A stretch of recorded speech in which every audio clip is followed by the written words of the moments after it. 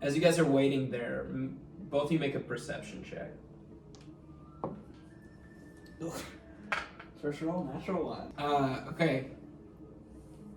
I didn't expect a 1 so quickly, so I'm gonna need a second. Go ahead and roll a d6 for me. Stride's rolling a d6 for... I rolled a 6. Maximum damage to you. You just rolled the maximum damage to yourself. If you just walked down here and it's like, there are 6 raw eggs in this box. 6 shots of tequila. In the Guild of Gluttony, we're gonna play hot ones. So every time you roll 1, you get to taste a little bit of hot sauce. I know how much you hate spicy. And you rolled a 6 for the hottest one. Yes. So this is Turns out. scorpion pepper Tabasco sauce. So I'll let you do 1, just 1 little drop. There you go. Oh, he went for 3. 3 drops. He went for let me, 3 drops. let me go ahead and get you some more water. I can smell. It's I don't want intense. this. I want to set the precedent. Yeah. Oh, you had to go big on the very first roll. You got the hottest sauce. Oh, this is a great way to introduce hot ones. Oh, he went for it. Wow. Wow, that is, Yeah. Keep your napkins. that is immediate. Oh man, That the is- initial thing he made that was just pain. It's almost like You didn't have to do 3 dots. It's no one hot. else has to. For this That is- campaign. That is very rough. For this campaign, we're doing hot ones. Specifically, who has to be careful. Who has to be careful with black pepper on their macaroni. Oh my god. Maybe 1 will also be too much. And on top of that, you didn't see a dang thing. You know there is somebody inside, but you're not really getting any idea of like. It's bad. It's like in the back of my throat. It's like every time I breathe, it's like. I'm glad I was able to at least like unveil that mechanic in the first episode. Didn't think it would be the first roll, but here we go. Woo! Hi there, and welcome back to Guild of Gluttony. I know it's been a little while, but even level 20 adventures need a long rest sometimes, and I am no different. So thank you all for coming back for this video, and if this is your first time to the channel, then welcome, and I hope you enjoy it. That clip that you saw at the beginning of the video was a little snippet from the homebrew campaign that I've been writing around Guild of Gluttony, and unfortunately we weren't able to get all of the footage from that session, but I thought that that clip was too good not to share. So on to this video, I am making Delzoon Tide Me Overs, which the Heroes Feast cookbook describes as beef, pork, onions, and a smattering of dwarven seasoning all rolled into delicious little balls. So basically, it's just dwarven meatballs. But one of the base ingredients for this recipe is slices of bread, and so as you've learned from watching my channel, if I can make something from scratch, I'm going to. So that's what you're seeing here in these early shots. I don't really remember what recipe I was working from. I think it was just a random one that I found online, but I have done bread on the channel before, and so I'm not going to go too deep into detail right now about how I did this one. Plus, I wasn't super impressed with the end result, but fortunately, it was just going into another recipe, so it didn't really have to be fantastic on its own. This was a no-knead recipe, so basically I just mixed all the ingredients together and left it in my fridge to sit for about a week, I think. Again, it's been a little bit of time since I actually made this dish to when I am doing the voiceover currently, so I have forgotten a few details, unfortunately. And the reason for that is that I actually started a new job not too long ago, so that's kind of been taking up a majority of my time. It's weird how that works. But because of that, I had to put Guild of Gluttony on the back burner, pun very much intended. Even though I was expecting things to slow down a little bit with Guild of Gluttony once I got into a new job, I never expected that it would be this long in between videos, and y'all have shown tremendous support in the meantime, so I do just want to say thank you for that, and I'm going to do my best to keep putting out more consistent videos in the future. So Guild of Gluttony is here to stay, baby. However, and I think a lot of you can relate to this, the campaign will probably be on hold for the time being. I think any regulars to D&D can relate to the struggle of trying to get multiple people around the same table on a consistent basis. So just because of life, we're gonna have to reevaluate how we're gonna do that, but that will come in the future. So you can see here that the bread is almost done and I'm about to pop it in the oven. The recipe that I was following did have a suggestion that you put a skillet in with it and then fill it with water, which I almost forgot to do. So after a quick create water spell, we are good to go. And what this does is that it creates a steam effect inside of the oven, which helps the bread get a nice rise and a nice golden crispy crust. At least that's what I've read on Google. I think with my elven bread video, I've proven that I'm no expert in all things bread. However, since I made this loaf, I have acquired a few more weapons for my arsenal, so I'm excited to put those to good use and finally master the art of bread making. I know that quarantine has made everybody else a master, so if you have recommendations on how you learned how to make bread, please let me know in the comments down below.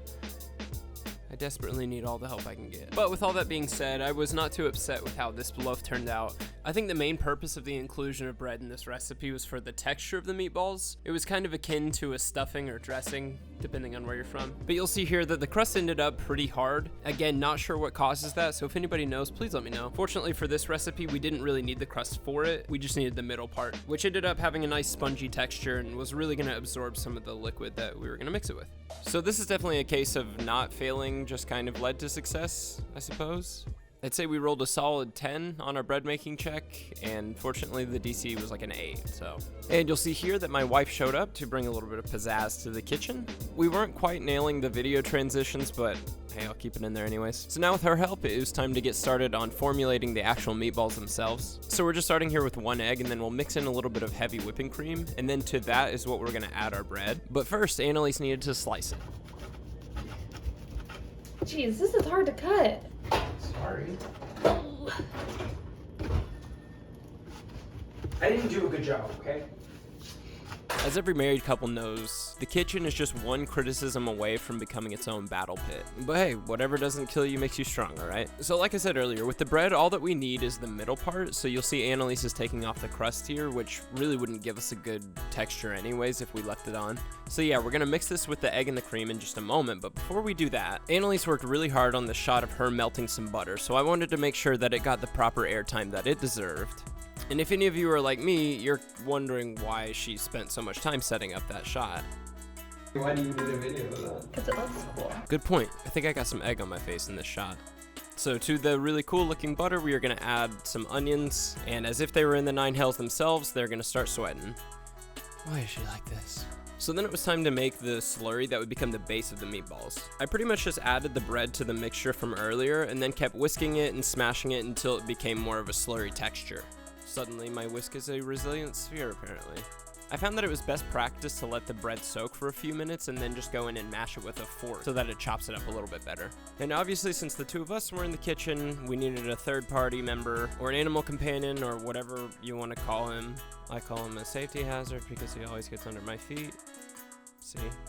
But this is the part in the recipe where we just kind of mix everything together. It's a really satisfying part, but it also is kind of messy, so if you have gloves, then this might be a good time to whip those out. We're actually using 2 different kinds of meat for this recipe, so when I started thinking about the adventure that I was gonna write to go along with this recipe, I had ideas immediately. Again, gloves are a good option here, but if you don't want to get your ring dirty, then another option is to have your significant other unproposed to you, or almost rip your finger off. I chose to go no gloves for this because when I cook for other people, I like to pour a little bit of myself into the recipe, which in this case would be the dirt underneath my fingernails. But in reality, we just didn't have any gloves here at home that were food safe. So if you're gonna go this route, make sure to wash your hands plenty of times before and after, because you are gonna be using your hands a lot for this recipe, which brings us to the next step, which is actually formulating this mixture into meatballs.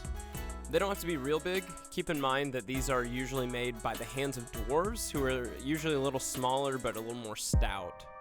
So just use your best dwarven hand impression. So you'll see in this time lapse that as I'm forming them into balls, I'm laying them out on a parchment paper lined baking sheet, and I was actually able to fill up 2 baking sheets. So I think this recipe yielded around 24 to 25 meatballs. We ended up deciding that the next time that we make this recipe, we'll probably make some rice to stretch it over into probably about 2 or 3 meals, but the meatballs by themselves do make for a great meal. And with the help of a little bardic inspirational dance from Annalise, it was time to send the meatballs on their journey into the oven. As is custom on this channel, I like to wave goodbye as they start their journey. I guess Annalise doesn't watch my channel and doesn't realize that that's what I was doing here. There we go, that's better. Oh, and a kiss, oh, that's sweet. So while those are cooking, it's time to make the sauce that goes along with them. This is a pretty unique sauce with a lot of ingredients that I've never used in one place before, so I was excited to see how it was going to turn out. So I started off by making a little bit of a roux, and then you'll see here that I added a little bit of chicken broth to it. It was looking a little bit weird at first whenever I added the chicken broth to it, but after stirring it for a little while and letting it all kind of simmer and all of the flavors mixed together, it got to a pretty good consistency. So like I said earlier, the ingredients that I used for this sauce were a little different than any I've used together before. Everything up to this point was pretty normal, you know, soy sauce and brown sugar, that's nothing new. But the lemon juice is what threw me off. I really wasn't sure how this was going to taste when mixed with everything else, but I was excited to try it nonetheless. I also wasn't sure how much juice from the lemon to actually use. We didn't have a juicer at the time, and so I was just kind of eyeballing it. And so, of course, one of the most important steps while you're cooking is the preliminary taste test. And I'm sure that you can tell by the look on my face that it wasn't quite right yet. And so after a few more adjustments and then making my secondary taste test, it ended up a lot better. Obviously, no dish is complete without its garnish, and so the topping of choice for this one in particular is parsley. And checking in on our Delzoon Tide Me Overs, they're looking pretty good coming out of the oven. They've got a nice sizzle to them, and they've got a good golden brown color to them as well. And so all that there is left to do at this point is to toss them in the sauce and then dish them up and eat them. I'm not sure if I cooked them a little bit too hot or maybe too long, but some of them got a little bit burned on the bottom, as you can see here. The flavor to those were still great, but it's just something to be aware of if you are going to be making this recipe. Most of them had this nice crispy brown bottom, and those were just perfect. I mean, look at that. Come on. The meatballs themselves were also just super juicy. They didn't dry out at all in the oven, and when they were tossed in the sauce, it just made it even better. And so approaching the end, there were only a couple things left to do. That is add the garnish and then get a few beauty shots for the YouTube thumbnail.